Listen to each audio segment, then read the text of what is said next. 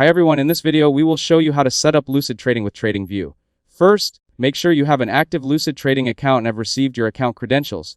If your account uses the Rhythmic data feed, download and install the latest version of RTrader. Open RTrader and sign all required Rhythmic trading agreements. Mac users can use the agreement signing link provided by Lucid Trading to complete this step. If your account uses the CQG data feed through Tradivate or NinjaTrader, sign in to Tradivate using the credentials provided in your email or Lucid dashboard. If you're new to Lucid Trading, make sure you log into Tradivate at least once, even if you plan to use Tradingview as your main platform. After completing the agreement and account setup process, open Tradingview in your web browser and sign into your Tradingview account. Now open any chart and click on Trading panel at the bottom of the screen. Here look for the supported broker or connection option associated with your Lucid Trading account. Select the appropriate connection and enter your trading credentials when prompted.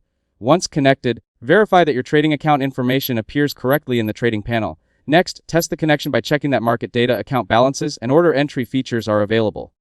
After that, visit your Lucid Trading dashboard by signing into your account on the Lucid Trading website. From the dashboard, you can monitor your account performance, track your progress, view reports, and manage your account settings. For security purposes, you may receive a one-time password when accessing your trading dashboard. If you need additional trading software, Lucid Trading also provides access to supported platforms such as MotiveWave and Quantower through your dashboard.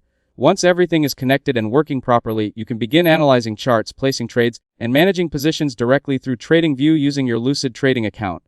If this video helped you out, don't forget to leave a like and subscribe to the channel. Thanks for watching, and I'll see you in the next one.